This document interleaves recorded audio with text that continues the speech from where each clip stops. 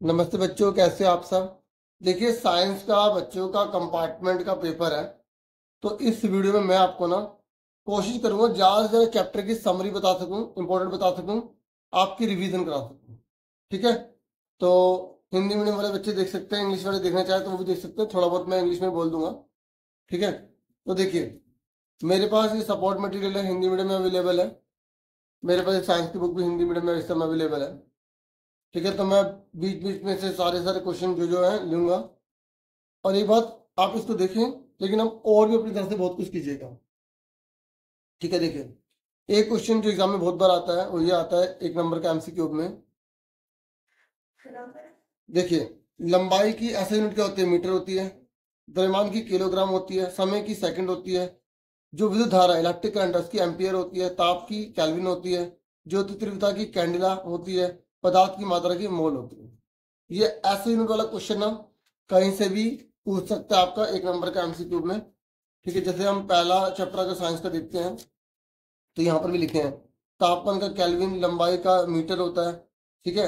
सनहती को किलोग्राम में, भार को न्यूटन में, आयतन को मीटर क्यूब में, घनत्व को किलोग्राम पर मीटर क्यूब। देखो, ये जो लिखा है ना घनत्व का, या तो ये ऐसे लिखता है, ऐसे बटे में, या इसको ऐसे लिखते हैं। और अगर बटा नहीं लगाना ना तो माइनस लगाते हैं। देखो, बटा नहीं लगाना होता तो इसके ऊपर माइनस लगाना पड़ता है। तो आप ऐसे लिखो, ऐसे लिखो, ऐसे लिखो, बात एक ही है। और दाब का क्या होता है? पास्कल होता है। ठीक है। अब देखो, अगर आपसे पूछे, मैं बिल्कुल पूरी बुक में से बीच बीच में से लूंगा। ठीक है। जो जो काफी टाइम रिपीटेड है। अगर आपसे प्रणोद पूछ ले और दाब पूछ ले, दोनों में क्या अंतर है? इंग्लिश में थ्रस्ट पूछ ले या प्रेशर पूछ ले, इंग्लिश में मैं थोड़ा थोड़ा लिख दूंगा। ठीक है। तो अगर आपसे पूछे दोनों में क्या अंतर है, या एक तो बताओगे प्रणोद है ना, इसकी ऐसा यूनिट न्यूटन होती है। ठीक है। जैसे बल है ना, बल, बल की भी ऐसी यूनिट क्या होती है? फोर्स की न्यूटन होती है। और दाब की क्या होती है? पास्कल होती है। क्या होती है? पास्कल।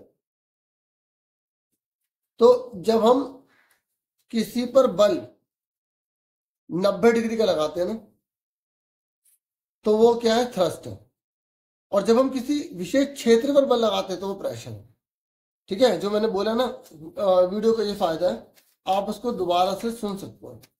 ठीक है ना, क्योंकि जो जो मेरे माइंड में इस समय आता जाएगा ना, जो जो काफी टाइम रिपीटेड क्वेश्चन है, मैं उन्हीं को बोलता रहूंगा, बताता रहूंगा। ठीक है। तो यहाँ पर ये जो नई बुक है उसमें 9 चैप्टर में अगर आप देखोगे, यहाँ पर दाब और बल के बारे में आपको मिल जाएगा। ये देखो, ये रहा। ठीक है। तो अगर आपसे पूछेगा दाब क्या है, तो आप बताओगे प्रति एकांक क्षेत्रफल पर लगने वाले प्रणोद को या बल को दाब कहते हैं। और दाब का फॉर्मूला क्या होता है? प्रणोद बटे में क्षेत्रफल। इसकी जगह हम क्या बोल सकते हैं? बल बटे में क्षेत्रफल ही बोल सकते हैं। ठीक है। इंग्लिश में आप बोल सकते हो फोर्स अपॉन में एरिया। फोर्स अपॉन में एरिया, दाब, प्रेशर। ठीक है। ये आपको याद रखना है। और ये न्यूमेरिकल कई बार आ जाता है। ठीक है। कि भाई आप बताइए कि दोनों में से किस में प्रेशर जो है ज्यादा लगेगा। तो आपको क्या करना है, जैसे देखो, दोनों का 1 किलोग्राम दे रखा है, 5 किलो। ठीक है।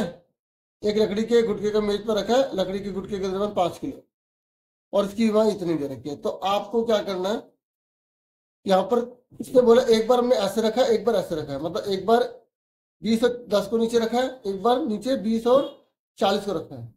तो आपसे पूछा दोनों में प्रेशर कैसे लगेगा। तो देखो, ये 5 है। ठीक है। तो आपने क्या करा? फोर्स निकाल लिया, मतलब आप इसको 10 से गुणा कर सकते हो। ये 9.8 थे। ध्यान समझना, आप किससे भी कर सकते हो। तो एक बार ये नीचे बोलो ना, तो जैसे अगर हमने यहाँ पर इन्होंने किससे गुणा करा? 9.8 से करा। ठीक है। इस 5 को, अगर ये भी याद नहीं रहना ना, छोड़ो। आपने क्या करा? 5 को, या क्वेश्चन में नहीं लिखा ना, देखो जो छोटे जी होता है ना, उसकी वैल्यू 9.8 मीटर पर सेकंड स्क्वायर होती है। नहीं लिखा ना, अगर क्वेश्चन में लिखा है तो आपको इससे गुणा करनी है, मल्टीप्लाई करना है। नहीं लिखा, 10 से कर देना। ठीक है। जैसे मान लो आपने क्या करा, 5 को 9.8 से मल्टीप्लाई कर दिया, अगर क्वेश्चन में दे रखा है, नहीं दे रखा, आपने 10 से कर दिया, ये 50 आ गया। तो बटे में आपको पता क्या लिखना है? अगर ये लिखा है नीचे बेस, तो 20 गुणा 10, 200, बटे में 200। ठीक है। पर ये याद रखना, ये सेंटीमीटर में हमें मीटर में बदलना पड़ता है। आपको कुछ नंबर तो मिलेंगे, और जैसे यहाँ पर बेस है, ठीक है, तो 40 गुना 80 800, तो आपको 800 लिखना है। पर आपको नंबर तब से मिल जाएंगे जैसे आपने ऊपर तो 40 लिखा, नीचे आपने क्या लिखा 20 हम 200 सेंटीमीटर स्क्वायर लिख दिया, ठीक है। उसके बाद मैंने क्या कहा, ये सेंटीमीटर स्क्वायर है, हमें मीटर में चाहिए, तो आप 2 बार 100 से ऊपर गुणा लिख देना, ये बन जाएगा मीटर में। थोड़ा बहुत तो करके आओगे, पर अगर यही सेम आ गया तो आप आंसर याद कर लो। अब देखो पूरा नहीं बता सकता ना, क्योंकि सारी की सारी जो बुक है ना उसकी समरी में बताना है मुझे। आप मेरी बात समझ रहे हैं मैं आपको क्या कह रहा हूं? उसके बाद देखो एक क्वेश्चन ये बहुत बार रिपीटेड होता है, एक उत्प्लावकता होता है, ठीक है, एक होता है आर्किमिडीज का सिद्धांत, और एक होता है उत्प्लावन बल, ठीक है, यही कहीं होगा उत्प्लावन बल। तो अगर कोई सा भी क्वेश्चन आ जाए तो आप इसमें ये लिख देना, अगर मान लो उत्प्लावन बल आ गया, बायोंट फोर्स आ गया, जब किसी वस्तु को पूर्ण या आंशिक रूप से द्रव में डुबोया जाता है तो ऊपर की ओर एक बल लगता है, इस बल को उत्प्लावन बल कहते हैं उसका तो, ठीक है, इंग्लिश में बोल देता हूँ। When we immerse fully or partially an object in a fluid, it experiences an upward force. This force is called buoyant force. अच्छा एक बात बोलूं कि YouTube में ना 3 डॉट है, ठीक है, उसमें आप जाओगे तो आप उसको हिंदी से इंग्लिश में भी ट्रांसलेट कर सकते हो, जो मैं बोल रहा हूँ, ठीक है। अभी मैं हिंदी वालों को ही करवा पाऊंगा, ठीक है। उत्प्लावकता, अगर उत्प्लावन बल की जगह उत्प्लावकता आ जाए, कि जब किसी वस्तु को पूर्ण या आंशिक रूप से द्रव में डुबोया जाता है तो ऊपर की ओर एक बल लगता है, इस प्रक्रिया को उत्प्लावकता कहते हैं, ठीक है। और अगर आपसे पूछेगा आर्किमिडीज का सिद्धांत बताइए, तो आप बोलोगे जब किसी वस्तु को पूर्ण या आंशिक रूप से द्रव में डुबोया जाता है तो ऊपर के बल लगता है। आपको वैसे ये तो तीनों में सेम है, हाँ मैंने इस तरीके से लिखा है, ये तीनों में सेम है, बस आगे आपको लाइन में एक जोड़ देंगे, यह बल पानी द्वारा हटाए गए भार के बराबर होता है। याद रखना एमसीक्यू में पूछ लेता है कि आर्किमिडीज सिद्धांत में पानी जितना हट रहा है वो किसके बराबर है, ये भार, देखो वेट, एक वेट होता है एक मास होता है। एमसीक्यू में जब दोनों लिखे आ जाते हैं ना, भार या द्रव्यमान, तो बच्चा कंफ्यूज हो जाता है। तो वेट जो है ना, वेट, तो देखो मैं अभी राइटिंग भी ऐसी जल्दी जल्दी लिख कर लाया हूँ, तो हो सकता है आपको समझ में ना आ रही हो, ठीक है, मैं सुनने पर ज्यादा ध्यान देना, ठीक है ना, क्योंकि मैं अभी यहाँ पे राइटिंग कंपटीशन के लिए नहीं आया ना, ठीक है। भार और द्रव्यमान थोड़ा सा आपको कोऑपरेट करना पड़ेगा।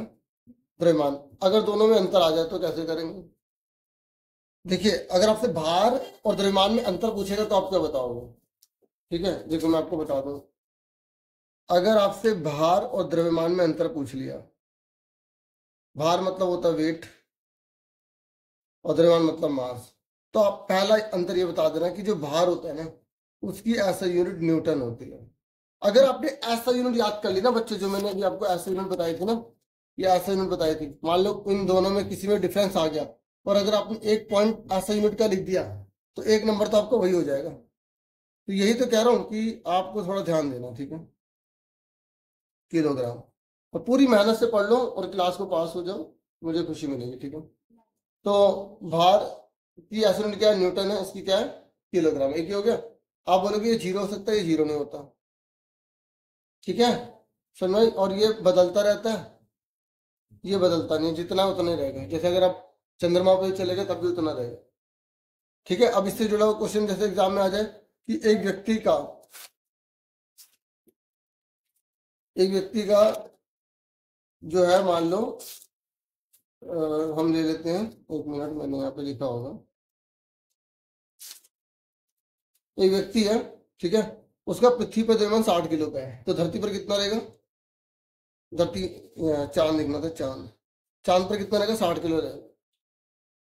अगर पृथ्वी पर 60 किलो है तो चांद पर भी 60 किलो रहेगा, क्योंकि द्रव्यमान बदलता नहीं है। और अगर भार पूछेगा तो पृथ्वी पर भार 100 न्यूटन है, अगर भार पूछेगा, अगर पृथ्वी पर भार 100 न्यूटन है तो चांद पर कितना को 6 से भाग कर देंगे, ठीक है, ये आपको ध्यान रखना है, ठीक है, 6 से भाग कर देना, चांद पर 6 गुना कम हो जाता है। अगर चांद का देगा और पृथ्वी का निकालेगा तो 6 से गुना कर देंगे, ठीक है। जैसे आपको पता होना चाहिए पृथ्वी पर जो भार है ना, अगर जो जी की वैल्यू होती है वो 9.8 होती है, तो चांद पर कितनी होगी 1.67 के आसपास होगी, क्योंकि 6 से भाग कर देंगे, ये आपको याद रखना है, ठीक है। और अगर आपसे जैसे यहाँ पूछे त्वरण, जो त्वरण है, त्वरण का असली मात्रा क्या होता है? मीटर पर सेकंड स्क्वायर होता है त्वरण का, मीटर पर सेकंड स्क्वायर। आपको पता है, एक्सेलरेशन बोलते हैं उसको इंग्लिश। ठीक है, अगर आपसे पूछे कि लोहे की कील पानी में डूब जाती है, ठीक है, और कोर्क नहीं डूबती, तो क्या बताओगे आप? बोलोगे लोहे की कील पानी में इसलिए डूब जाती है क्योंकि जो लोहे की कील है ना, उसका घनत्व पानी के घनत्व से ज्यादा होता है। जिसका घनत्व ज्यादा होगा ना, उसकी चलेगी। पानी का घनत्व ज्यादा होगा तो पानी उसको डूबने नहीं देगा, तैरने देगा। जैसे एग्जाम में क्वेश्चन आ कि कोर्क पानी में क्यों नहीं डूबती, आप बोलोगे क्योंकि कोर्क का घनत्व पानी के घनत्व से कम है, या आप बोल दो कोर्क की अपेक्षा पानी का घनत्व ज्यादा है। अगर पानी का घनत्व ज्यादा होगा ना उसी चीज में, तो पानी उसको डूबने नहीं देगा। इसलिए जहाज बनाए जाते हैं, ठीक है, ताकि वो इस प्रकार से बने कि पानी के घनत्व से जो है ना वो क्या हो जाए, कम हो जाए, पानी का घनत्व ज्यादा हो जाए, उसमें जहाज तैरते हैं। और अगर आपसे आर्किमिडीज का, मैंने अभी आपको क्या बताया, आर्किमिडीज के बारे में समझाया ना, ठीक है, जैसे ये कोर का दे रखा था। जैसे अगर आपसे पूछे आर्किमिडीज के सिद्धांत के प्रिंसिपल क्या है, सिद्धांत प्रिंसिपल मतलब उसके अनुप्रयोग क्या है, ठीक है, तो आप क्या बताओगे अनुप्रयोग के बारे में? तो देखो ये रहा अनुप्रयोग, मतलब उसका प्रयोग क्या है, उसका फायदा क्या है बताओगे? पहले ये जलियानों और पनडुब्बियों के डिजाइन बनाने में काम आता है। दुग्धमापी दूध की शुद्धता को मापने के काम आता है। हाइड्रोमीटर द्रव के घनत्व को मापने के काम आता है। ये तीनों अच्छे से याद कर लो, ठीक है। आपसे अलग से पूछ सकता है कि दूध की शुद्धता को मापने में कौन यूज में आता है? दुग्धमापी।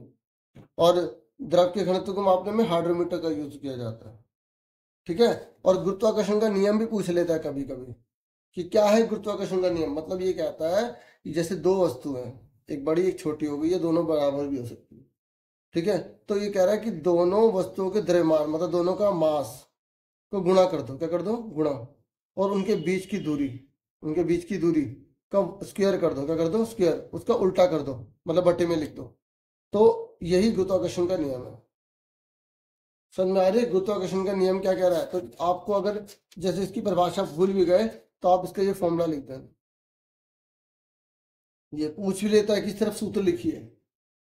और अगर आपसे पूछेगा मुक्त पतन किसे कहते हैं, मतलब फ्री फॉल किसे कहते हैं, जब कोई वस्तु मुक्त अवस्था में धरती पर गिरती है, उस पर एक ही बल लगता है, गुरुत्वीय बल, और उसके अलावा कोई बल नहीं लगता, तो उसे मुक्त पतन कहते हैं। एग्जाम में पूछेगा कोई वस्तु मुक्त पतन में है, तो हम रुई फेंक रहे हैं और पत्थर फेंक रहे हैं, दोनों में से पहले कौन गिरेगा? तो आप बोलोगे दोनों बराबर एक साथ गिरेंगे। पता है क्यों? जो पत्थर होता है और रुई होती है, पत्थर पहले गिर जाता है, रुई बाद में गिरती है, क्योंकि हवा उसको रोकती है ना।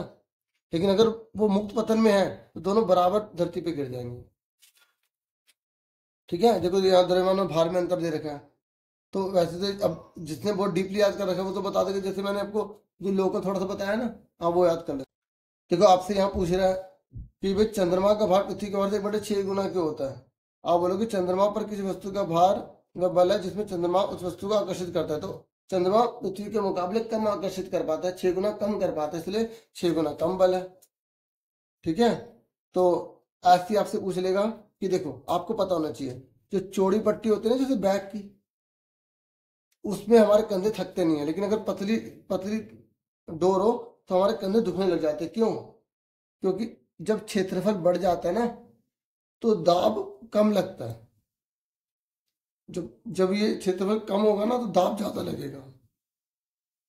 समझ में आई? तो इसलिए चौड़ी पट्टी वाले बैग लिए जाते हैं। समझ में आई? अगर आपसे पूछेगा पतली डोरी वाली अगर हम पट्टी यूज करेंगे तो क्या होगा? बल ज्यादा लगेगा, क्योंकि वो कम क्षेत्रफल है।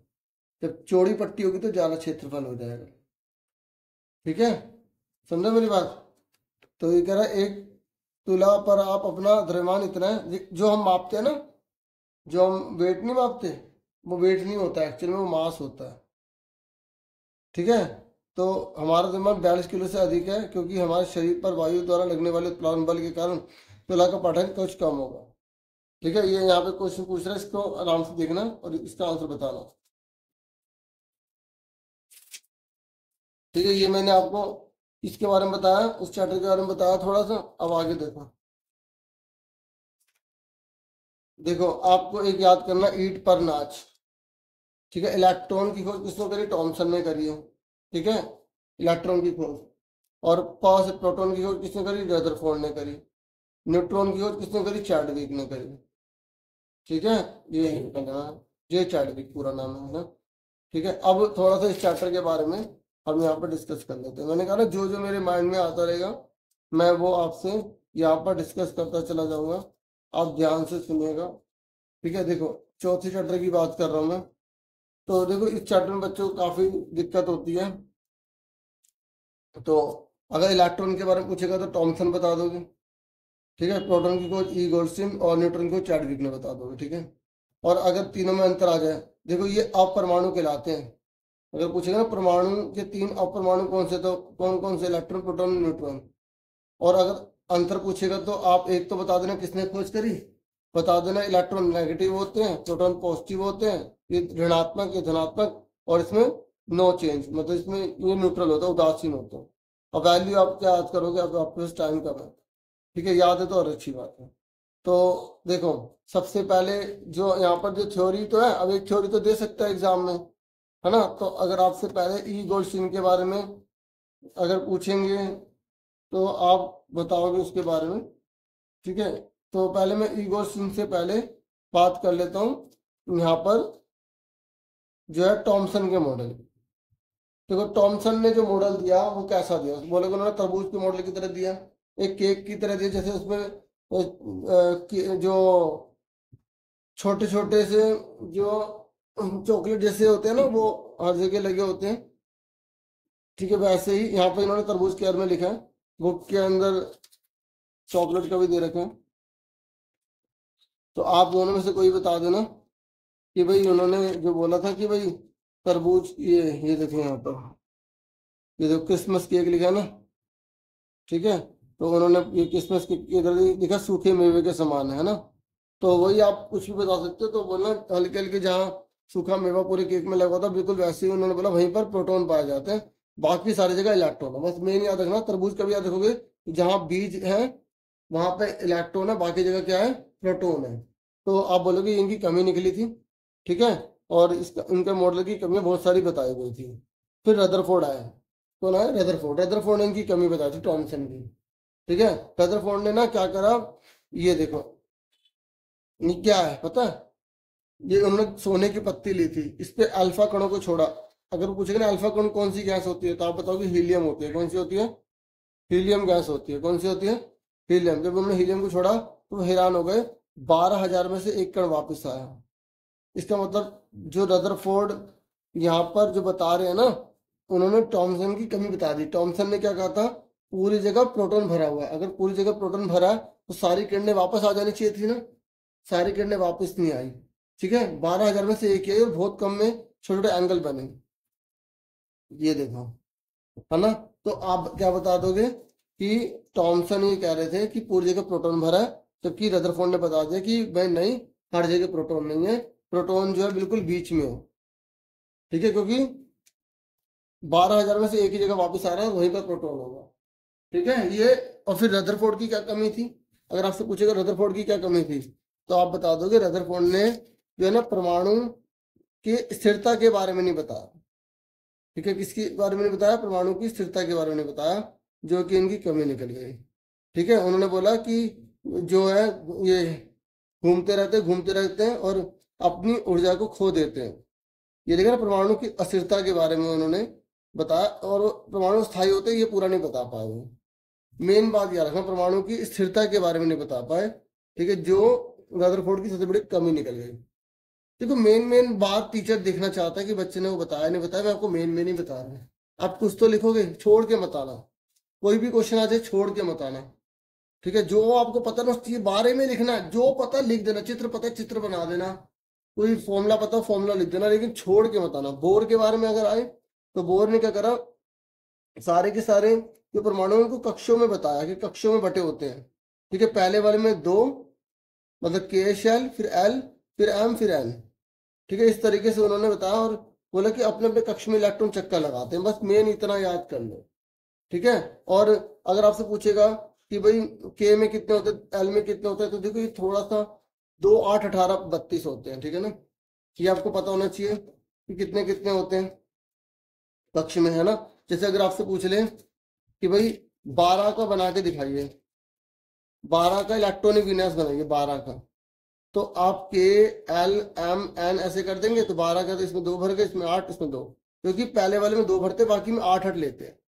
ठीक है। और अगर इलेक्ट्रॉनिक विन्यास के बारे में पूछेगा तो आप थोड़ा सा अगर ये याद रखोगे तो ये बता देना कि पहले में 2 भर सकते हैं 18, और 2 8 18 32। आपको कि सर अभी आप कह रहे हो 2 8 18 32, और आप कह रहे हो कि यहाँ पर आप 8 ही लेंगे, लेते 8 ही जबरदस्ती भरने को, तो हम यहाँ पर 18 जो है भर सकते हैं। और फॉर्मूला होता है इसका। ठीक है, आपसे एग्जाम में इसको फॉर्मूला पूछ सकता है कि भाई इलेक्ट्रॉन को भरने का फॉर्मूला क्या है, तो 2n का स्क्वायर होता है, ये रहा। ठीक है, सुन लेना मेरी बात। तो देखो, तो अगर आपसे ये पूछे कि सोडियम में कितने भर सकते हैं, तो आप बताओगे 2। पहले तो पता नहीं कौन से नंबर पे होता है, सोडियम 11 नंबर पे। अगर इसको नहीं है तो चैप्टर छोड़ दो, स्किप कर दो इसको। जितना आपको इस चैप्टर में समझा रहा हूँ वो कर लो। 2 8 1 होते हैं, लेकिन जो करवा रहा हूँ वो याद कर लो। अगर एग्जाम में प्लस लिखा आ गया तो पता है कितना आएगा, के एल एम 2 8 खाली, क्योंकि प्लस है, इसने किसी को दान कर दिया, तो ये कक्ष पूरा भर जाएगा। और पूछेगा ना अक्रिय किसे कहते हैं। अक्रिय मतलब होता है जो किसी से रिएक्शन नहीं करते। तो कौन कौन अक्रिय होते हैं? हीलियम, देखो इसकी जिसकी वैलेंसी 0 होती है, ये पूरा भरा हुआ ना, इसको किसी की जरूरत नहीं है। ऐसे ये देखो, ये रहा नियोन, इसको भी किसी की जरूरत नहीं है, 10 नंबर पे होता है। ऐसे ही आर्गन, इसको भी किसी की जरूरत नहीं है, ये भी पूरा भरा हुआ है। मेन याद कर लो। अगर जैसे आपसे पूछ रहे ना, एक क्लोरीन का याद कर लो, एक कार्बन का याद कर लो, ठीक है, और एक ऑक्सीजन का कर लो। ठीक है, इसका मतलब कौन सा नंबर पे होता है, ठीक है, प्रोटॉन कितने, इलेक्ट्रॉन कितने, न्यूट्रॉन कितने हैं। ठीक है, ये आपको पता होना चाहिए। अब जैसे एक क्वेश्चन ये आ जाता है, ये वाला, जैसे मान लो मैंने यहाँ पर आर्गन लिख दिया, यहाँ 18 लिख दिया, यहाँ पे 40 लिख दिया। ठीक है, तो मैंने पूछा प्रोटॉन कितने होंगे, तो आप बताओ कितने प्रोटॉन बताओगे। यहाँ पे नीचे 18 18 बताओगे। इलेक्ट्रॉन कितने बताओगे, बताओ इलेक्ट्रॉन कितने बताओगे। देखो प्रोटॉन इलेक्ट्रॉन के बराबर होते हैं 18। ठीक है, अगर आपसे न्यूट्रॉन पूछेगा, न्यूट्रॉन, ठीक है, न्यूट्रॉन पूछेगा तो क्या 40 में 18 गए 22। अब देखो पेपर में मैं ऐसे रिकमेंड तो नहीं करता, लेकिन अगर आप कुछ जैसे 2 आंसर लग रहे हो ना, जैसे 22 भी लग रहा 18, तो दोनों लिख के आ जाओ ऐसे करके। ठीक है, टीचर अगर नंबर देना चाहे दे देगा, चलो इस बच्चे ने ये तो सही करा, ये गलत है, काट दे। ठीक है, अब कुछ तो कोशिश तो करनी पड़ेगी ना। बाकी मैं किसी फेवर में नहीं, लेकिन क्या करूँ, मैं चाहता हूँ कि बच्चे थोड़ा सा कर ले। ठीक है, क्लियर हो गया। उसके बाद आपसे परमाणु संख्या पूछे तो क्या करोगे। परमाणु संख्या कितना, 18। द्रव्यमान संख्या कितना है, कितना द्रव्यमान संख्या, ऊपर कितना है 40। द्रव्यमान संख्या मास नंबर को बोलते हैं, 40 आ गया। ठीक है, देख लो ये तीनों सेम होते हैं, प्रोटॉन इलेक्ट्रॉन परमाणु संख्या। ठीक है, प्रोटॉन इलेक्ट्रॉन और परमाणु संख्या सेम होते हैं। न्यूट्रॉन घटा के निकाला जाता है, ऊपर वाले को द्रव्यमान संख्या बोलते हैं। कई बार ये पूछ लेते हैं। ठीक है, अगर आपसे पूछे परमाणु संख्या किसे कहते हैं,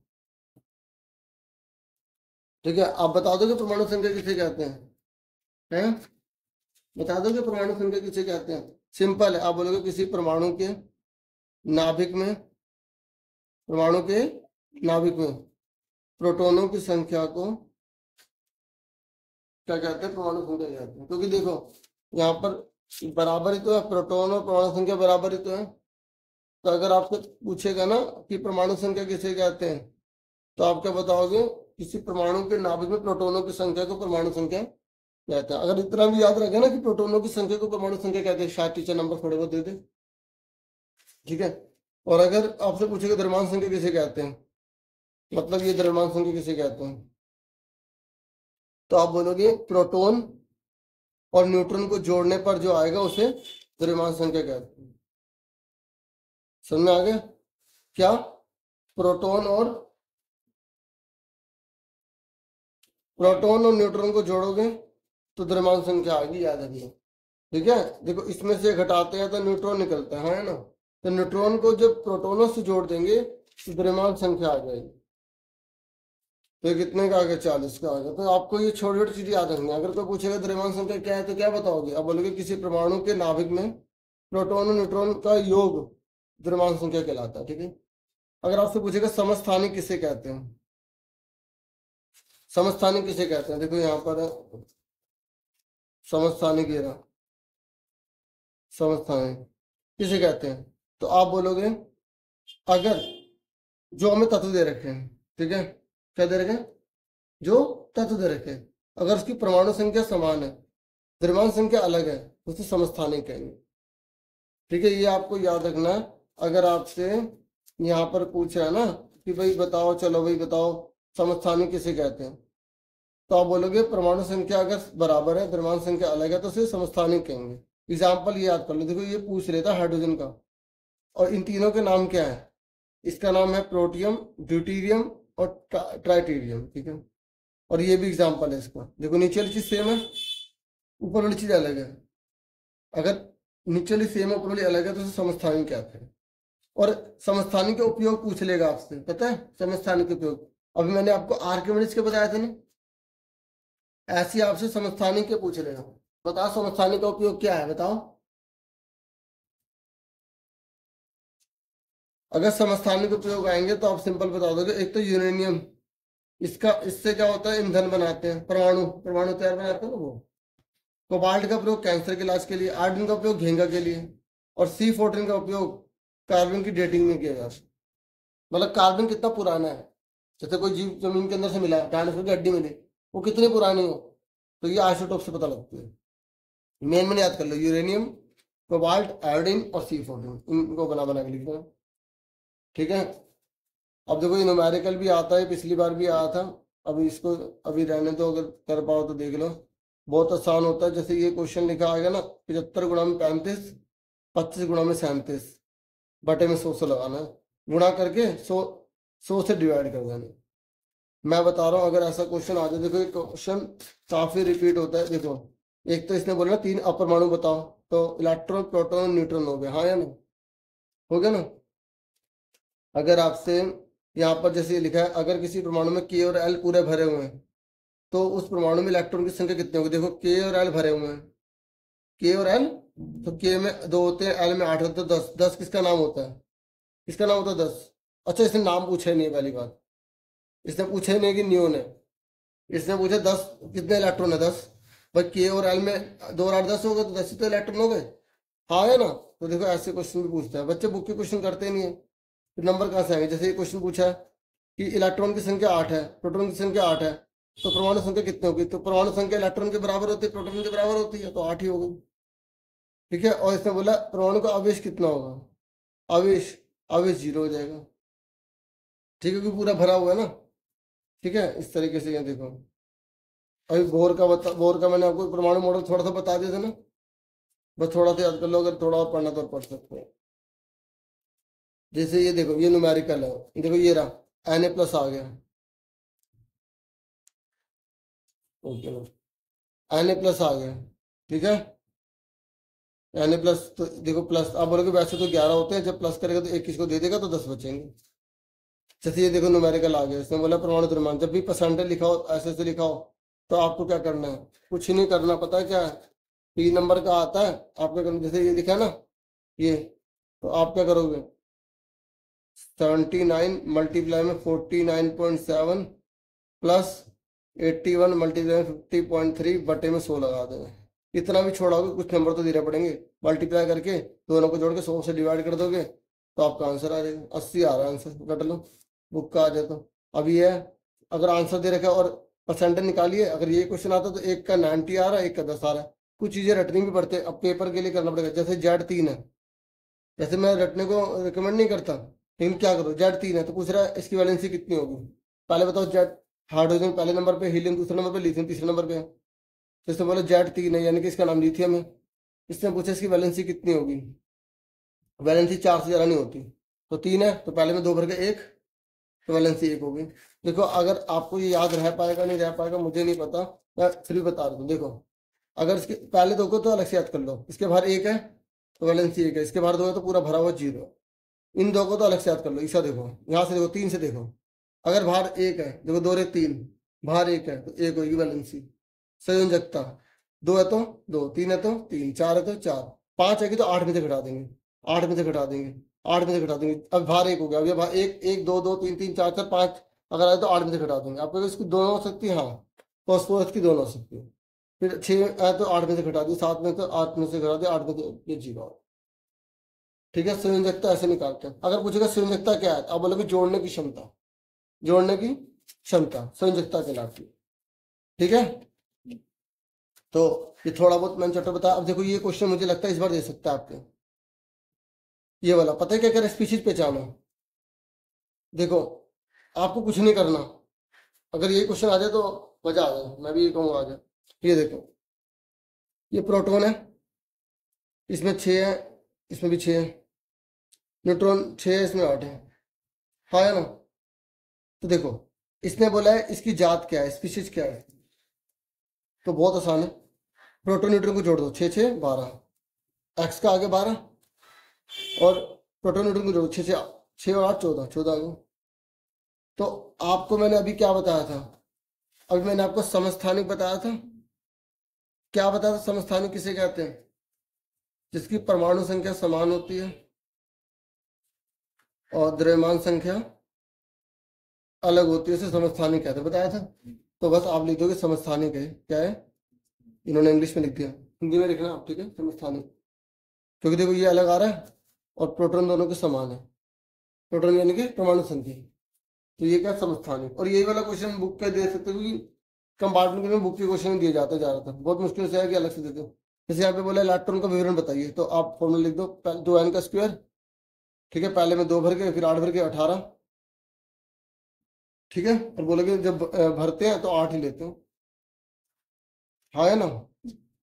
अगर सिलिकॉन और ऑक्सीजन का पूछ ले कि संयोजकता बताओ, तो बस सिलिकॉन संयोजकता की वैलेंसी याद कर लो, ठीक है, सिलिकॉन और ऑक्सीजन की याद कर लो, क्योंकि ठीक है देखो इधर सिलिकॉन है, अगर याद हो 14 है और ऑक्सीजन की कितनी है 8 है, तो वैलेंसी कितनी होगी इसकी, इसकी 4 है, इसकी 2 है, बस इतना याद कर लो, नंबर तो मिल जाएंगे। ठीक है ना, बुक बुक के थोड़े क्वेश्चन एक बार देख लेने चाहिए। ठीक है, अब मैंने तुम्हें बताया जेरे थॉमसन के मॉडल की कमी क्या थी, बोले कि उन्होंने पूरे के पूरे परमाणु के अंदर ही प्रोटॉन को दिखा दिया। उन्होंने बोला बीच जाओ तो इलेक्ट्रॉन होते हैं, और रदरफोर्ड ने बोला ऐसा है ही नहीं, ऐसा है ही नहीं। ठीक है, और रदरफोर्ड के मॉडल की कमी पूछ ले, सीमा मतलब कमी, बोला वो परमाणु की क्षमता के बारे में बता ही नहीं पाया। ठीक है, उन्होंने बोला कि वो घूमते रहते इलेक्ट्रॉन नाभिक में गिर जाते हैं, ऐसा कैसे हो सकता है। ठीक है, जो मैं बोल रहा हूँ वीडियो को 3 4 बार सुनते रहो कान लगा के, ठीक है, मुझे पूरा विश्वास है आपको बड़ा बेनिफिट मिलेगा। समझ में आ रही है, ठीक है, अब आगे देखो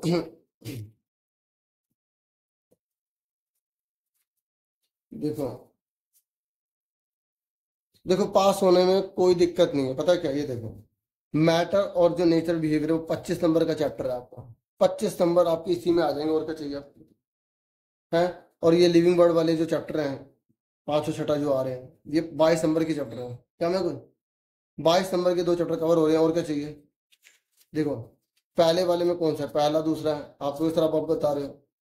ये देखो यहाँ पे इन्होंने क्या कर दिया, लगता हमने जरा जल्दी कर दी। ठीक है, ये देखो सजीव के गठबंधन 5वां 6 है, 2 चैप्टर आ रहे हैं। ठीक है, मेरी बात सुन रहे हो, अब इतना अच्छे से कवर अगर हो जाए, अगर हम इतना भी कर ले तो बहुत है, बाकी मैं आपको बहुत अच्छे से कराऊंगा। ठीक है, देखो समझ में आ रही है। अब फटाफट ना पहला चैप्टर थोड़ा सा देखते हैं। ठीक है, बच्चे कह रहे हैं सर थोड़ा बायोलॉजी भी करा दो, हाँ करवाते हैं बायोलॉजी भी। देखो पहले थोड़ा सा चैप्टर में नजर मार लेते ना। अगर आपसे पूछेगा पदार्थ किसे कहते हैं, तो बोलोगे जो भी जगह घिरते हैं जिसमें द्रव्यमान होता है वो पदार्थ होते हैं। अगर पूछेगा पदार्थ की भौतिक गुण क्या है, तो आप बोलोगे वो छोटे छोटे होते हैं। ठीक है, क्या होते हैं, छोटे छोटे होते हैं, उनमें निरंतर गति करते हैं, बस इतना बहुत है, थोड़ा थोड़ा सा ज्यादा नहीं। पदार्थ की अवस्थाएं कौन सी होती है, बोलोगे ठोस द्रव गैस होता है, ठोस में ज्यादा आकर्षण होता है, द्रव में कम होता है, गैस में और कम होता है, हाँ है ना। अगर लाइन से लगाने आ जाए आकर्षण वाला, जैसे बुक के क्वेश्चन में ही आ जाते हैं कई बार। या देखो जैसे ये देखो यहाँ पर मैं आपको दिखाता हूँ, बुक का क्वेश्चन ही है, आपकी बुक में आकर्षण वाला क्वेश्चन है। जैसे ये रहा, जैसे जल चीनी ऑक्सीजन, इसने बोला कि इसको आकर्षण के तरीके से लगाओ, तो सबसे कम आकर्षण ऑक्सीजन में, पानी में थोड़ा ज्यादा है, चीनी में और ज्यादा है। आपसे पूछ ले कि 25 डिग्री पे पानी कैसा होगा, आप बोलोगे लिक्विड होगा, पीने लायक पानी होगा। 0 डिग्री पे पानी कैसा होगा, बर्फ बन जाएगा। 100 डिग्री पानी भाप बन जाएगा, बस। अब एग्जाम में इतना साल क्वेश्चन पूछता है कि भाई लोहे की कील पानी में क्यों डूब जाती है, अच्छा वो तो अलग क्वेश्चन होगा ना, अभी मैंने समझाया था ना, क्योंकि इसका घनत्व ज्यादा होता है। यहाँ पर ये क्वेश्चन है, लोहे की अलमारी कमरे में के ताप पर ठोस क्यों होते हैं? क्योंकि बोलोगे उसका कमरे के ताप पर इससे ठोस होती है, उसका निश्चित आकार होता है, निश्चित आकृति होती है, उसके अंदर आकर्षण बल होता है, ठीक है, उसको दबाया नहीं जा सकता। बना बना के लिख देना ठोस के बारे में, वो ठोस के बारे में पूछ रहे हैं। अब आपसे पूछे कि 273 केल्विन पर बर्फ को ठंडा करने पर तथा जल को इसी तापमान पर ठंडा करने पर शीतलता का प्रभाव अधिक क्यों होता है? अब बोले कि बर्फ तथा जल आसपास से ऊष्मा ग्रहण कर लेते हैं, जिससे आसपास का तापमान कम होकर शीतलता अनुभव करता है। बस आसपास से क्या ग्रहण कर लेते हैं? ऊर्जा, ऊष्मा। बस इतना लिख दोगे टीचर का, हाँ ऐसा आता है। अब बताओ किसमें ज्यादा जलन होगी? उबलते हुए पानी में या भाप में? बोलोगे भाप में ज्यादा जलन महसूस होगी, हाँ है ना? ठीक है, अब मेरी बात सुनो। तो ठोस के बारे में बता दोगे क्या होता है ठोस? निश्चित आकार होता है, ठीक है, इसकी बाउंड्री होती है, इसका आयतन होता है, ठीक है। बर्फ ठोस हो गया, द्रव पानी हो गया, गैस वाष्प हो गया, हाँ है ना? ठीक है, ये देखो, ये ना कई बार गुप्त ऊष्मा पूछ लेता है। गुप्त ऊष्मा क्या पूछ लेता है? गुप्त ऊष्मा के बारे में। तो जैसे अगर संगलन की पूछेगा तो बोलोगे वायुमंडलीय दाब पर 1 किलोग्राम ठोस को उसके गलनांक पर द्रव में बदलने के लिए जितनी उष्मा ऊर्जा की आवश्यकता होती है उसे संगलन की गुप्त ऊष्मा कहते हैं। बस इतना याद रखो। मेन बात क्या? मेन बात कि द्रव को उष्मा में बदलने के लिए अगर वो 1 किलो है तो जितनी ऊर्जा चाहिए वो संगलन की गुप्त उष्मा कहलाएगी। क्वथनांक किसे कहते हैं? जो लिक्विड है ना उसको उबालने के लिए जितनी ऊर्जा चाहिए, ठीक है, उसे क्वथनांक कहेंगे। देखो, क्वथनांक जिस ताप पर कुछ चीज क्या करने लगे? उबलने लगे, ठीक है। ये वाष्पीकरण की गुप्त उष्मा। 1 किलोग्राम द्रव को सिर्फ क्वथनांक में बदलने के लिए जितनी ऊर्जा चाहिए उससे हम वाष्पीकरण की गुप्त उष्मा कहेंगे। देखिए, अगर आपसे संगलन की गुप्त उष्मा पूछेगा, ठीक है, संगलन, तो आप बोलोगे 1 किलोग्राम ठोस को उसके गलनांक पर द्रव में बदलने के लिए जितनी उष्मा चाहिए उसे संगलन की गुप्त उष्मा कहेंगे। और अगर आप वाष्पीकरण की गुप्त उष्मा है तो सेम द्रव को भाप बनाने के लिए जितनी उष्मा ऊर्जा चाहिए, ठीक है। तो ऊर्ध्वपातन पता है किसे कहते हैं? ऊर्ध्वपातन किसे कहते हैं? ऊर्ध्वपातन जब कोई चीज ठोस से सीधा गैस बन जाती है, हाँ है ना? जैसे कपूर देखा आपने, नाथन की गोली देखी है जो कपड़ों में डाल के रखी जाती है, तो वो ठोस से गैस में बदल जाती है, तो उसे ऊर्ध्वपातन कहेंगे। ये पूरी टेबल आपको रटी होनी चाहिए, क्योंकि इस पर क्वेश्चन बड़े से बड़ा, मतलब 5 नंबर में जो बच्चों को पास करना, टीचर ने कहा यार बच्चों को पास करना आसान दे देते हैं, तो ये क्वेश्चन दे सकता है आपको। ये पूरा भरना होगा, ABCD लिख देगा, केस स्टडी में दे सकते हो, ठीक है। और ये क्वेश्चन आ जाता है वाष्पीकरण को प्रभावित करने वाले कारक। मतलब भाप तेजी से बनेगी धीरे बनेगी कौन तय करेगा? एक तो सतह क्षेत्र बढ़ने पर। देखो, अगर मैं चाय एक कप में पी रहा हूँ और एक मैं प्लेट में पी रहा हूँ, तो बताओ किस में जल्दी ठंडी होगी? प्लेट में ना। तो यही वाष्पीकरण है। अगर पूछेगा ना वाष्पीकरण को प्रभावित करने वाले कारक, तो बोलोगे एक सतही क्षेत्रफल। अगर क्षेत्रफल बढ़ाओगे तो जल्दी भाप बनेगा, तापमान बढ़ाओगे तब भी जल्दी भाप बनेगा। मतलब मैं बहुत ज्यादा गर्म करूँ तो जल्दी जल्दी उबलेगा ना। और हवा के अंदर अगर पानी होगा तो धीरे से भाप बनाएगा। सर्दी में आसानी से कपड़े नहीं सूखते हैं ना, गर्मी में जल्दी सूख जाते हैं ना, क्योंकि गर्मी में वाष्पीकरण की प्रक्रिया तेज होती है। अगर आपसे पूछे कि हम गर्मी में सूती कपड़े क्यों पहनते हैं, तो क्या बताओगे? सूती कपड़े क्यों पहनते हैं गर्मी में हम? क्योंकि उसमें वाष्पीकरण जो वाष्प होती है ना, सूती कपड़े के अंदर सोखने की क्षमता होती है, ठीक है। तो इसी वजह से हम जो है सूती कपड़े पहनते हैं, और हमारे शरीर को वो ठंडक प्रदान करता है। क्या प्रदान करता है? ठंडक। मेन बात याद करना। ऐसे आपने कभी सोचा कि जैसे पानी ठंडा ठंडा किसी ग्लास में भरते हैं तो पानी की बूंदें बाहर क्यों रहती है? क्या अंदर का पानी बाहर रहता है? नहीं ना। आसपास की जो हवा गर्म होती है ना, जो ठंडे पानी से टच होती है, तो हवा के अंदर जो पानी होता है ना, जो गैस बना होता है, वो उससे लगकर लिक्विड बन जाता है। आप ये लिखोगे। ये मत सोचो कि अंदर का पानी बाहर आ जाता है। क्या बच्चे ये सोचते हैं अंदर का पानी बाहर कैसे आ जाता है? ये समझ आई? जब कोल्ड ड्रिंक डालते, कोल्ड ड्रिंक तो बाहर नहीं निकलता, पानी निकलता है, होता नहीं कभी? वो आसपास की गर्म हवा जो होती है ना, वो पानी बन जाती है। और अगर आपसे पूछेगा केल्विन को सेल्सियस में बदलिए, देखो मुझे तो लगता है सेल्सियस वाला क्वेश्चन देना चाहिए। अच्छा, सूखी बर्फ जो होती है उसका फॉर्मूला क्या होता है? CO2 होता है ना, ठीक है, ड्राई आइस बोलते हैं। तो केल्विन को सेल्सियस में बदलना आता है ना बच्चों आपको? देखो 0 डिग्री सेल्सियस की वैल्यू कितने होते हैं? 273। पॉइंट वाला जैसे 15 लिखा हुआ ना, तो अगर MCQ में ये टिक करने को आया तो इस पे टिक करना, नहीं तो अगर खाली 273 लिखा है तब भी ठीक है, ठीक है। अगर मान लो सेल्सियस दे रखा 40, तो आप 273 जोड़ दो, ठीक है। और अगर मान लो केल्विन दे रखा है, जैसे 300 केल्विन दे रखा है, तो 273 घटा दो। और अगर माइनस है तो माइनस माइनस जुड़ जाता है, साइन माइनस का रहता है, ठीक है। ये पता है ना आपको रूल? वैसे इतना मुश्किल देना नहीं चाहिए। चलो, अब बाकी आपको बता दिया मैंने। जैसे 300 केल्विन है, सेल्सियस में बदलना 273 घटा दिया, ये सेल्सियस में दे रखा तो 273 जोड़ दिया, ठीक है। अगर आपसे पूछे नैपथलिन की गोलियां जब हम देखते हैं थोड़ी देर बाद गायब आती है, बोलोगे ऊर्ध्वपातन से। किससे? ऊर्ध्वपातन से, क्योंकि वो ठोस से गैस बन जाती है। क्या बन जाती है? और जो सैंट लगाते हैं उसकी गंध दूर तक तो जाती है, क्योंकि जो गैस होती है ना, गैस, उस पर विसरण की प्रक्रिया तेज होती है। विसरण की प्रक्रिया क्या होती है? तेज होती है। ये याद रखना, विसरण की। अब थोड़ा सेकंड चैप्टर देख लेते हैं। देखो, जैसे लाइन से लगाने को आ जाना तब भी आप लगा देना, ठीक है। 273 के हिसाब से, जो जो छोटा है उसमें कम टेम्परेचर है, जो ज्यादा बड़ा उसमें ज्यादा टेम्परेचर है। अब जैसे आपसे सेकंड चैप्टर में पूछ लेगी तत्व किसे कहेंगे, तो इतना रख लो, इसमें एक ही प्रकार के कण होते हैं, ठीक है। जिस पदार्थ में एक ही प्रकार के कण होते हैं उसे तत्व कहते हैं। यौगिक किसे कहते हैं? जब दो या दो से अधिक तत्व निश्चित अनुपात में मिलते हैं। तत्व के एग्जाम्पल क्या दोगे? लोहा, सोना, तांबा, चांदी, ठीक है। यौगिक के एग्जाम्पल क्या दोगे? जिसमें दो या दो से अधिक तत्व मिलते हैं लेकिन निश्चित अनुपात। अगर आपने स्थिर अनुपात या निश्चित अनुपात नहीं लिखा ना तो नंबर कट जाएंगे। जैसे पानी हो गया, नमक हो गया, चीनी हो गई, ये यौगिक है, ठीक है। और अगर आपसे पूछेगा मिश्रण किसे कहते हैं, तो आप बोलोगे जब किसी भी अनुपात में मिला दें। जब किसी भी अनुपात में मिला दें तो उसे हम क्या बोलते हैं? हम मिश्रण कहते हैं। तो मिश्रण दो प्रकार के होते हैं बच्चों। अच्छा, शुद्ध पदार्थ होते हैं तत्व और यौगिक। अगर आपसे पूछेगा शुद्ध पदार्थ किसे कहते हैं, ठीक है, जो एक ही प्रकार के गुण वाले होते हैं, ठीक है। सुन रहे हो? जैसे आप अगर दूध पीते हो तो आप दूध शुद्ध नहीं होगी, इसमें प्रोटीन भी है, कार्बोहाइड्रेट भी, बहुत सारी चीजें हैं, ठीक है। तो ये तत्व और यौगिक शुद्ध पदार्थ कहलाते हैं, मिश्रण अशुद्ध कहलाते हैं। मिश्रण दो प्रकार का होता है, समांगी, विषमांगी। समांगी किसे कहते हैं? जिसमें दो या दो से अधिक ऐसे पदार्थ जुड़े होते हैं जिसकी सीमा दिखाई नहीं देती, जैसे पानी में चीनी घोल दो। और विषमांगी जिसमें सीमा दिखाई देती है, जैसे पानी में मिट्टी, ठीक है, रेत, चीनी डाल दो, रेत और चीनी, ठीक है। सुन रहे मेरी बात? और विलयन, विलय और विलायक पता है क्या होता है? जैसे मैंने पानी में चीनी घोल दी, ठीक है, तो पानी क्या कहलाएगा? पानी विलायक कहलाएगा, विलायक। चीनी विलय कहलाएगी। दोनों को जोड़ देंगे, जो घोल बनेगा वो विलयन कहलाएगा, ठीक है। और तत्व में कौन सा होता है? धातु। धातु किसे कहते हैं? जो पीटने पर टूटती नहीं है, पिचक जाती है। अगर पूछेगा अघात वर्धिता किसे कहते हैं? जिसकी चादर बनाई जा सके। जैसे हम एल्यूमिनियम को पीट पीट के शीट नहीं बनाते, रोटी भी लपेटते हैं ना, तो वो आघात वर्धिता है। तन्यता किसे कहते हैं? जिसकी तारे बनाई जा सके। तारे किसकी बनाई जा सकती है? तार किसकी बनाई जा सकती है? तांबे की तार बनाई जाती है, एल्यूमिनियम की तार बनाई जा सकती है ना, लोहे की तार बना सकते हैं। सुचालक किसे कहते हैं? जिसमें से विद्युत धारा प्रभावित होता है, करंट पास हो जाता है। ये धातु के बारे में। सोना, तांबा, चांदी, ये सब क्या है? धातु है। अधातु किसे कहते हैं?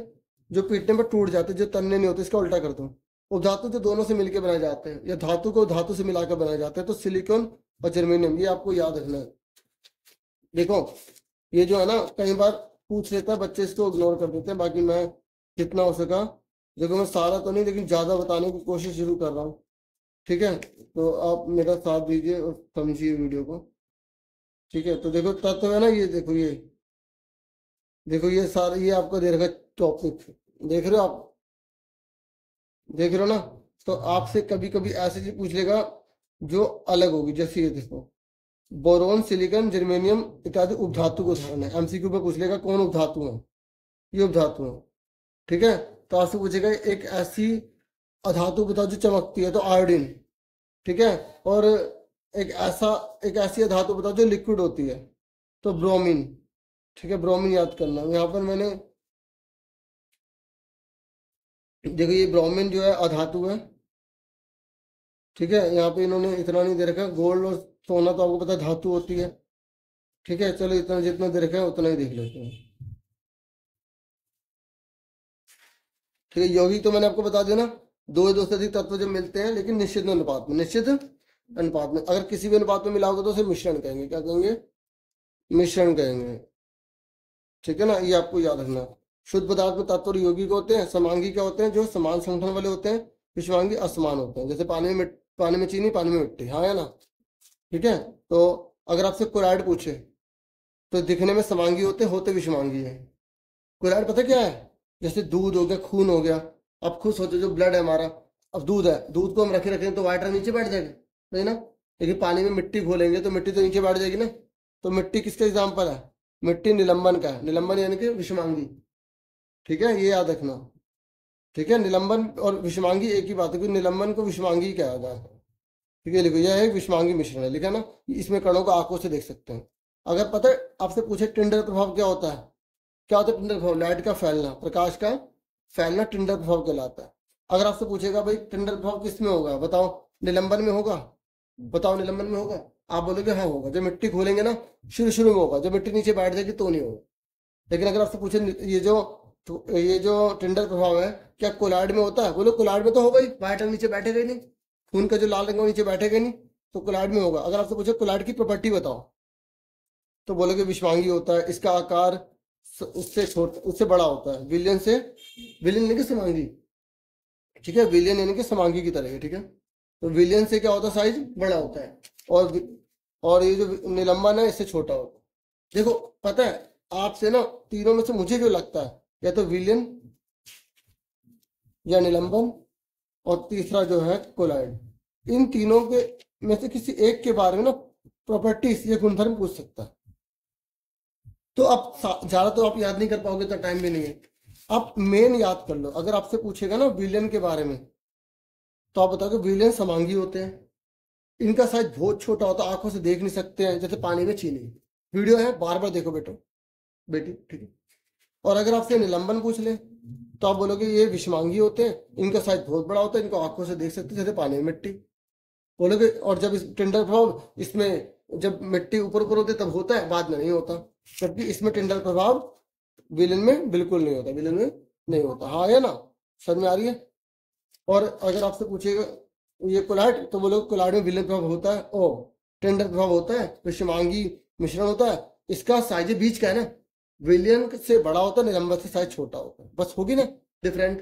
तीनों में से कोई एक आ गया तो मजा आएगा ना, बस आपको याद भी होनी चाहिए। अच्छा एक बात आपको और बताता हूँ, अगर आपसे ये पूछ ले ना कंसंट्रेशन, अगर आपसे कंसंट्रेशन पूछ ले तो न्यूमेरिकल पूछ लेता है ये वाला, तो आपको क्या करना है, जैसे जो नमक है उसे ऊपर लिखेंगे 40, दोनों को जोड़ दो 360, तो जो नीचे आ रहा है 360।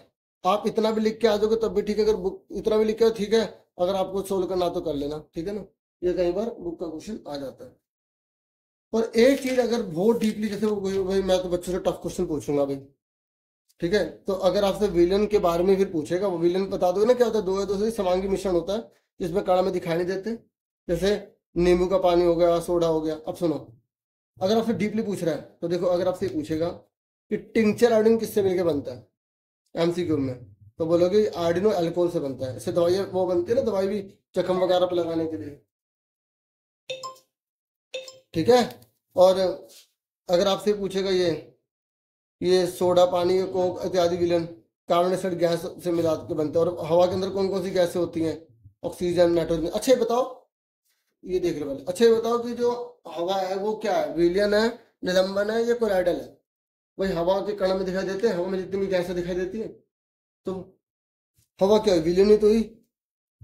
तो अगर जैसे भूल जाओ ना, क्योंकि एकदम में नहीं होता, तो आप एक बार वीडियो को दोबारा सुनना, ठीक है, पीछे पीछे थोड़ा थोड़ा करोगे ना, पूरी पूरी शुरू से देखो, जहां आपको डाउट है बार बार देखो, बार बार सुनो, क्योंकि अब आपको मुझे पास होना है, ठीक है। अब एक बात सुनो, ये अगर आपसे ये पूछ ले, कई बार एमसीक्यू में ये पूछा हुआ है कि भाई पीतल जो है ना, पीतल जिंक तथा कॉपर का मिश्रण है, ठीक है। पीतल किससे मिलकर बनता है, जिंक और कॉपर को मिला के बनता है। ये एमसीक्यू पूछ लेगा कि पीतल में जिंक कितना डालेंगे 30%, कॉपर कितना डालेंगे 70%, तब जाके पीतल के बर्तन बनते हैं। देख लो, पीतल इसलिए यूज किया जाता है वो खराब नहीं होता ना। और मिश्र धातु किसे कहते हैं, जब दो या दो से अधिक धातु को मिलाकर बनाया जाती है। अभी बताया था ना मैंने, इसे उपधातु भी जैसे आपने पढ़ा होगा। अब इसमें देखो, अगर बहुत ही आसान पूछना है तो वो पूछ लेगा भौतिक प्रवर्तन, रासायनिक प्रवर्तन क्या होता है। मुझे पता है, सबको पता होगा क्या होता है, पता है भौतिक प्रवर्तन, रासायनिक प्रवर्तन क्या होता है, पता है? जैसे पेड़ का कटना क्या है, भौतिक प्रवर्तन, जो वापस हो जाते हैं, और जिसमें नई चीज का निर्माण होता है वो रासायनिक प्रवर्तन होता है। जैसे आपने पेड़ को जला दिया, आपने लोहे पर जंग लगवा दिया, तो वो क्या है, रासायनिक प्रवर्तन है। क्या है? अब जैसे ये आपकी बुक में क्वेश्चन है, पेड़ का कटना क्या है, बताओ, भौतिक है, दोबारा उग जाएगा। मक्खन का बर्तन में पिघलना क्या है, भौतिक है। अलमारी पर जंगना रासायनिक है। जल के ऊपर के भाप बनना भौतिक है, क्योंकि पानी दोबारा ठंडा करते तो ऊपर प्लेट रख लो, दोबारा पानी बन जाएगा वो। तो आपको सारे सारे ये पता होना चाहिए, पढ़े होने चाहिए। मेरी बात समझ में आ रही है ना? मैं आपको क्या बताऊं, देखो मैंने आपको काफी कुछ इस चैप्टर में बताया। अगर आपसे शुद्ध पदार्थ पूछेगा तो क्या बताओगे, शुद्ध पदार्थ ठीक है, बोलोगे एक ही प्रकार के कणों से मिलकर बनता है। समांगी विषमांगी क्या बोलोगे, इसकी संरचना समान होती है, इसकी संरचना समान नहीं होती, इसकी हमें सीमा दिखाई नहीं देती, इसकी सीमा दिखाई देती है। पानी में चीनी घुलना, पानी में मिट्टी घुलना। विलयन निलंबन कोलाइड में क्या अंतर है बोलोगे, देखो आगे ना अंतर पूछ लिया, प्रॉपर्टी पूछ लिया, अभी बताइए ना। विलयन बोलोगे, विलयन का साइज बहुत छोटा होता है, ये हमें आंखों से दिखाई नहीं देता, पानी में चीनी घुलना हो गया।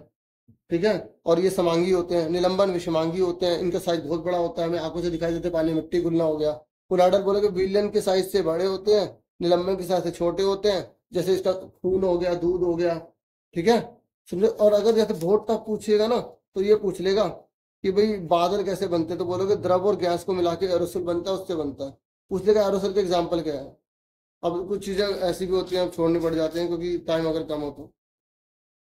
बहुत ही रसायनिक तो मैं तुम्हें समझा चुका हूँ, और अगर ये न्यूमेरिकली बता चुका हूँ कि अगर सांता वाला क्वेश्चन जैसे देखो, तो आपको क्या करना है, ये जो जो चीज घोल रहे हैं वो ऊपर, टोटल नीचे। ठीक है, गुणा में 100, इसका अगर आंसर याद है तो याद कर लेना, अगर सेम आ गया बुक का ही तो। ठीक है, तो जैसे आपसे यहाँ पूछ रहे शुद्ध पदार्थ ढूंढो इसमें, तो देखो बर्फ क्या शुद्ध पदार्थ होती है, नहीं, आप बोलोगे नहीं। आप बताओ, शुद्ध पदार्थ लोहा शुद्ध पदार्थ है, और HCl शुद्ध पदार्थ है, कैल्शियम ऑक्साइड शुद्ध पदार्थ है। आपसे बोलो मिश्रण छांटो, तो देखो मिट्टी। अच्छा, ये कह रहा है कि निम्नलिखित मिश्रण, विलयन मिश्रण तो सारे हैं, विलयन जो पानी जो घुल जाते हैं, ठीक है, जिसके कण दिखाई नहीं देते, तो मिट्टी के दिखाई देंगे। समुद्र का पानी हो गया, सोडा जल हो गया। ठीक है, तो इस तरीके से आप बाकी सारे अच्छे से देख लो, कौन सा तत्व है, कौन सा तत्व है, कौन सा मिश्रण है। तो सोडियम क्या है, तत्व है, टीन चांदी और सिलिकॉन एलिमेंट है ना। यौगिक किसे कहते हैं, जो दो चीजों को मिला के बनाए जाते हैं, जैसे कार्बन डाइऑक्साइड हो गई। ठीक है, ये खून जो है ना इसमें आएगा, मिश्रण में आएगा। ठीक है, तो इस तरीके से आप अपनी बुक से थोड़ा सा ढूंढ लेना। ठीक है शर्मा भाई, अब सुनो, अब जैसे थर्ड चैप्टर में आ जाओ थोड़ा सा। तो देखो मैं थोड़ा थोड़ा ही बता पा रहा हूँ, है ना, समझ में आ रही है ना आपको।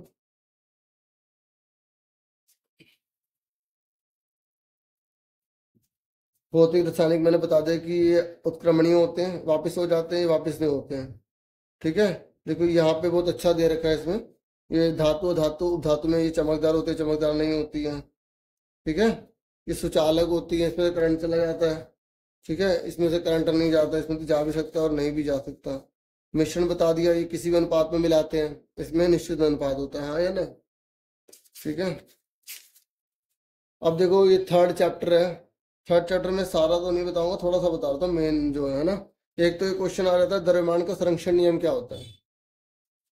तो आप बोलोगे द्रव्यमान को ना तो पैदा किया जा सकता है, ना समाप्त किया जा सकता है, बस एक चीज से दूसरी चीज में स्थानांतरित किया जा सकता है। देखो एक क्वेश्चन है ऊर्जा का संरक्षण नियम, अगर ऊर्जा का संरक्षण नियम नहीं आता तो द्रव्यमान का संरक्षण नियम आ जाएगा। सुन रहे हो मेरी बात, अगर ऊर्जा का संरक्षण नियम आ गया तो आप क्या बोलोगे, आप बोलोगे ऊर्जा को ना तो पैदा कर सकते हैं ना ही समाप्त कर सकते हैं, इसे एक से दूसरे में स्थानांतरित कर सकते हैं, इसे ऊर्जा का संरक्षण नियम कहते हैं। कितना आसान है, ना तो पैदा कर सकते हैं ना समाप्त कर सकते हैं, बहुत सिंपल लिखना। तो ये लिखा, ना तो सृजन होता है ना विनाश होता है, उसे द्रव्यमान का संरक्षण नियम कहते हैं। देखो अगर ऊर्जा की जगह द्रव्यमान आ गया तब ये लिखना, अगर संरक्षण नियम आ गया ना, संरक्षण नियम, तो यही लाइन लिखनी है। ठीक है, और एग्जाम्पल इन्होंने दे रखा CO2 दोनों को मिलाया 12 तो 14, 12 और 32 तो 44 आ गए, एग्जाम्पल दे दिया। और स्थिर अनुपातों का नियम किसे कहते हैं, अगर ये पूछ रहे तो आपसे, यौगिक उन्हीं तत्वों से निर्मित होता है जिनसे वे मिलकर बने, उन्हीं से बनेगा जिससे वो मिलकर बने। अगर आपको ये एग्जाम्पल देना हो तो दे देना। ठीक है, परमाणु सबसे छोटी इकाई होती है। ठीक है, और जैसे अब डाल्टन का पूछ ले कि डाल्टन ने परमाणु का मॉडल क्या दिया, आपके बुक में है ना। ठीक है, ये डाल्टन है ना, ये डाल्टन, इन्होंने परमाणु के मॉडल दिए थे, ये रहा। इन्होंने बोलते सभी द्रव्य परमाणु से बने होते हैं जो कि रासायनिक प्रक्रिया में भाग लेते हैं। अब 2-3 पॉइंट अगर इसके हो सके तो कर लो, कई बार ये 5 नंबर में दे रखा है कि डाल्टन का परमाणु मॉडल बताओ। जैसे अब इसमें देखो, आपको ये आसान लग रहा है, ये लिख दो कि सबसे छोटे कण होते हैं, परमाणु के टुकड़े नहीं हो सकते, ये बता रहे हैं। ठीक है, समान तत्व के द्रव्यमान और रासायनिक गुण समान होते हैं, मतलब अगर तत्व समान है तो उसका मास और केमिकल प्रॉपर्टी दोनों की सेम होगी। मेरी बात सुन रहे हैं। और अणु किसे कहते हैं, जो परमाणु से मिलकर बनता है। ठीक है, अब है तो ये छोड़ो ना, जो मैंने बता दिया ना, एक ये पढ़ लेना, इसके डाल्टन का परमाणु मॉडल अच्छे से ये देख लेना। ठीक है, भिन्न भिन्न तत्वों के परमाणु परस्पर छोटी पूर्ण संख्या के अनुपात के में संयोग कर यौगिक बनाते हैं। मैं इतना नहीं पढ़ सकता ना। ठीक है, तो अब देखो, अगर पूछेगा परमाणु का साइज कितना, तो बोलो इतना छोटा सकता है कि हमारी आंखों से दिखाई ना दे। ठीक है, और देखो हाइड्रोजन का कितना छोटा है, सेब का बहुत बड़ा साइज है। अब एग्जाम में क्वेश्चन है परमाणु के नाम देने कैसे शुरू किए गए, और ये सिलिकॉन नीले रंग का होता है, ये याद रखो, नीला ये नहीं है। ठीक है, तो नीले रंग का होता है और ये सिंबल है। अगर आपसे पूछेगा कि किसी भी तत्व का नाम कैसे दिया जाता है, अगर आपसे पूछेगा ना तत्व का नाम कैसे दिया जाता है, तो कैसे बताओगे? तो आप बोलोगे तत्व का नाम कैसे दिया जाता है। देखो, कुछ तत्वों के नाम जिस जगह पे खोजी उनके नाम से रख दिया, कुछ तत्वों के नाम उनके रंग के आधार पर रख दिया। ठीक है, और बाकी जो आज जो तत्वों के नाम है ना, उसे आईयूपीएसी बताता है। ठीक है, ये याद रखना, आईयूपीएसी बताता है। अगर पूछेगा आईयूपीएसी की फुल फॉर्म क्या है, तो आप यहां पर बता दोगे।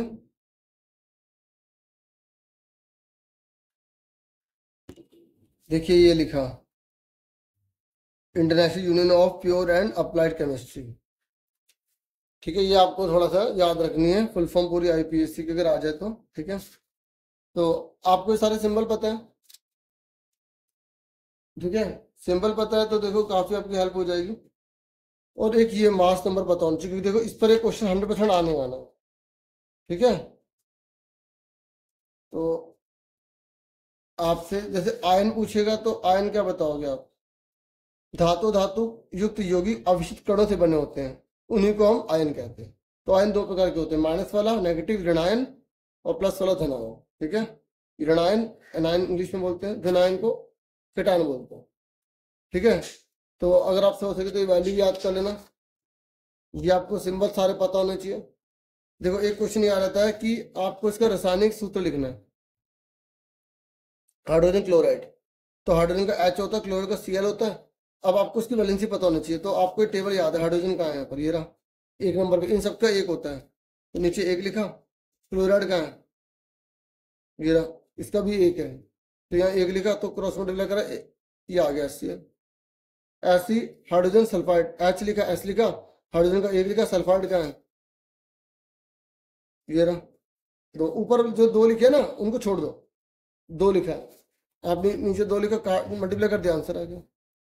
ऐसे निकालते हैं। एक तो ये क्वेश्चन एग्जाम में ये दे सकता है। अगर आपको भी याद नहीं हो रहा ना, तो आप ये वाले बुक के रट लो, ये बहुपरमाणु पढ़ लो।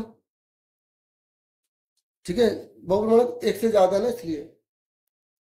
और याद रखना, जैसे दोनों के नीचे दो दो आ रहा, तो दो से दो कट जाएगा, ऐसे लिखेंगे, कैल्शियम ऑक्साइड बोलते हैं इसे।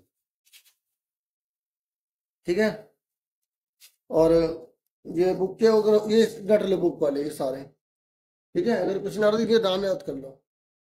और अगर आपसे पूछे, ये देखो ये पूछे क्या रहा है, एक तो रासायनिक सूत्र किसे कहते हैं, तो रासायनिक सूत्र की परिभाषा हमें यहीं पर मिल जाएगी, यहीं पर।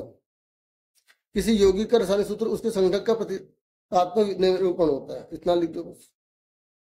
ठीक है, और अगर आपसे पूछे संयोजकता किसे कहते हैं, तो उसकी जोड़ने की शक्ति को संयोजकता कहते हैं। ठीक है, वैलेंसी बोलते हैं इंग्लिश में। अगर आपसे पूछे कि ये इसका आणविक द्रव्यमान निकालो, इसका ये इस तरीके के क्वेश्चन क्या है, ये आ जाए। अच्छा ये सुनो, यहाँ पर क्या पूछ रहा है, यह परमाणु पूछ रहा है, सिर्फ परमाणु पूछ रहा है, कहते कैसे निकालते हैं परमाणु। तो देखो H में दो है, दो S एक है, तो दो और एक तीन आ गया, बस। ये कितना P एक, नीचे चार है, तो चार एक पांच हो गया। समझ में आ गई। और यहाँ पर आपसे पूछ रहा है कि आणविक द्रव्यमान बताइए, क्या बताइए, आणविक द्रव्यमान। तो कैसे निकालेंगे आणविक द्रव्यमान, ये लिखे ना HNO3, बस आपको ये टेबल याद होना चाहिए। अगर ये टेबल याद है, वैसे तो एग्जाम में ब्रैकेट में लिखा हुआ आएगा, तो H कितना है, एक, ये देखो H हाइड्रोजन का एक, N कितना है, नाइट्रोजन को N बोलते हैं, 14, तो 14 प्लस कर देंगे। O में कितने हैं, O में कितने 16, तो नीचे 3 से मल्टीप्लाई कर देंगे, तो 14 16 3 48, 48 49 50 52 62 63, तो बस 63 आंसर लिख देंगे। ये कुछ नहीं लिखना, समझो, बस सिर्फ आंसर चाहिए टीचर को। ठीक है, जैसे अगर आपसे यहाँ पर बोला ना सूत्र इकाई द्रव्यमान, इसको भी यही करना है, बच्चे कहते हैं ये कौन सा क्वेश्चन आ गया, देखो सीए में कितने हैं, कैल्शियम में देखो कितने हैं 40, क्लोरीन में कितना है, क्लोरीन में ये रहा 35.5, नीचे क्या है 2, तो 35.5 को 2 से मल्टीप्लाई कर दो, ये कितना आ गया यहाँ पे आपका आगे 71, 111, देख लो ये आंसर है।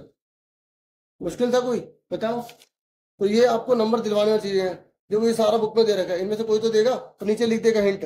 जो मुश्किल क्वेश्चन आएगा ना, जो इस टेबल में नहीं होगा, जो इस टेबल में नहीं होगा वो ब्रैकेट में लिख के देगा, भैया इसकी वैल्यू ये है, पुट करो।